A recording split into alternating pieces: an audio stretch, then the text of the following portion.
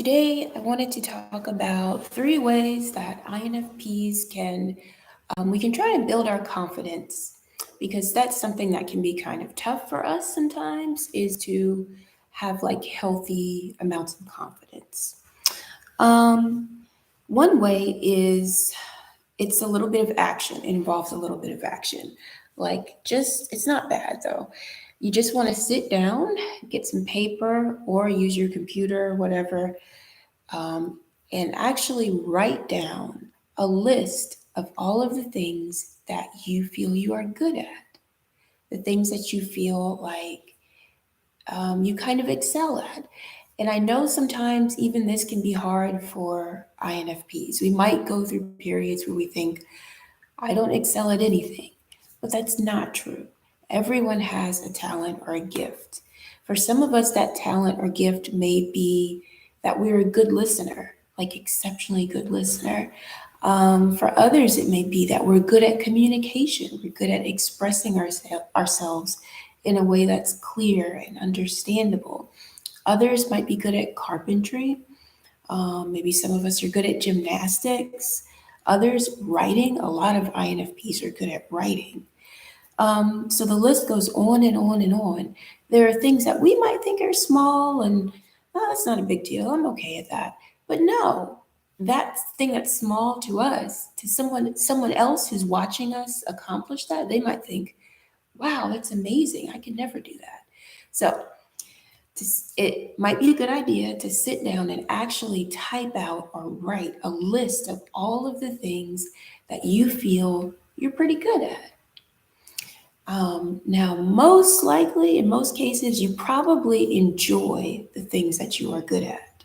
So, the next little part of this first step is to take some time to create a simple, not too complicated, but just a simple project that's centered around one or two of those things or talents that you're really good at. For example, if you are a good listener, for example, one project that you may want to take on is to decide, okay, from now on, twice a month, I am going to make a date with one of my friends or a family member or someone else who I think needs a listening ear. And you can like make a date with them. It could be on Zoom if you don't feel like leaving the house. Or it could be like you go out for lunch, you go out for dinner, you go have some tea, whatever. Just maybe that could be your project to set up some sort of arrangement that's going to allow you to utilize or exercise your strength. Because the more you exercise a strength or a quality or something that you're good at, the more confident you begin to feel about yourself because you're seeing yourself in action. And also, a lot of times our talents can be used to help other people. So, for example, with that one, that example that I used just now about listening, if your project involves giving someone else a listening ear, you're helping that other person too. So it's a two-way street. You're building your own confidence and you're giving someone else something that they need that could help them emotionally. All right. So the second thing that might build your confidence is to learn to accept thoughts and emotions and sensations as the temporary visitors that they are. Sometimes we tend to punish ourselves for the feelings that we have. We might not like a particular feeling. So we try and so we beat ourselves up about it. Or we stuff it down and try to pretend it's not there. Or maybe we have a chronic illness. If, like, for example, I have a couple chronic illnesses, and sometimes I get mad at myself for for being weak. Like if my body just isn't working, I'll get mad at myself. That is not healthy and that can make our confidence take a nosedive. So, what we can do is learn to do the opposite. Accept the fact that temporary since except the fact that sensations, emotions, and other types of feelings, they're all temporary. That's the key word. It's kind of like I live in Louisiana where the weather is always changing. Like yesterday, actually just last night, it was storming. Like at one point last night, I looked out the window because I was pretty sure I heard a tornado. It wasn't a tornado, it's just really strong wind and rain.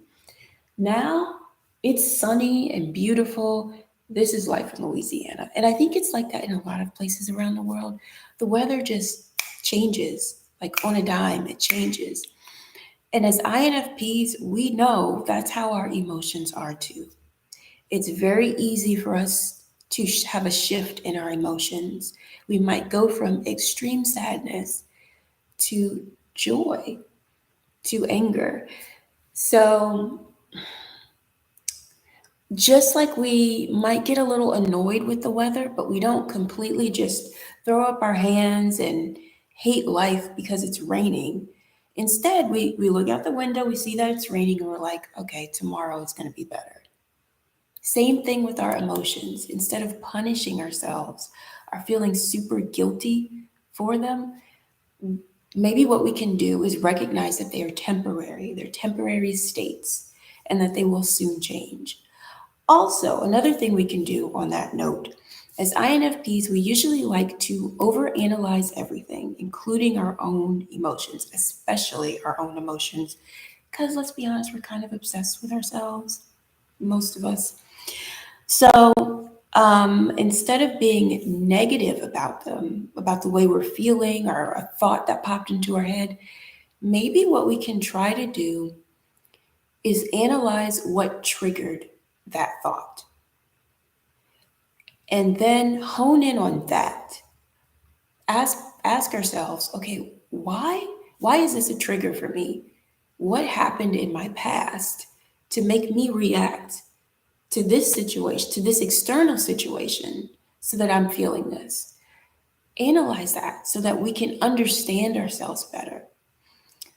Because once we understand ourselves better, we have a little bit more, we tend to forgive ourselves a little bit more. This works for other people too. Once we understand why someone is the way they are, it's easier for us to forgive them. It's the same with ourselves. So that might help us to avoid, like, what's the word? I guess just punishing ourselves for being a certain way. Instead of punishing, try and understand. It's kind of like going back to the weather analogy, it's kind of like being a meteorologist. A meteorologist doesn't just get angry because there's a storm. Oh, there's a storm, it's terrible. No, the meteorologist is a scientist. They figure out and explain to other people why the storm happened, what conditions led up to the storm. And it's really interesting once you figure out what the heck they're talking about. It's the same with us. We kind of have to be like meteorologists about our own weather conditions, our own emotions. Hey, Katrina, I see Katrina's on. That's nice of you to pop in. I'm just rambling a little bit about how to build self confidence. So, um, yeah, when we're what's I talking about? Weather conditions. Yeah. So when we're trying to like build our self-confidence, one thing that can help is to, instead of being like super hard on ourselves, just basically try and understand ourselves and also understand that the state we're in, whether it's physical pain, or emotional pain, or it's a thought that we just popped into our head, don't really like, it's all temporary and it will pass. A third thing that can help, and this is something that I've talked a lot in these INFP videos, because we all kind of tend to have difficulty with this, is to learn to establish healthy boundaries with people who may not be a good fit for us. Sometimes we feel like we have to have this loyalty to someone who is actually hurting us, or to or who displays behavior that is a giant red flag, but we ignore it because I don't know, we just kind of latch on to this person and we feel like we have to be with them.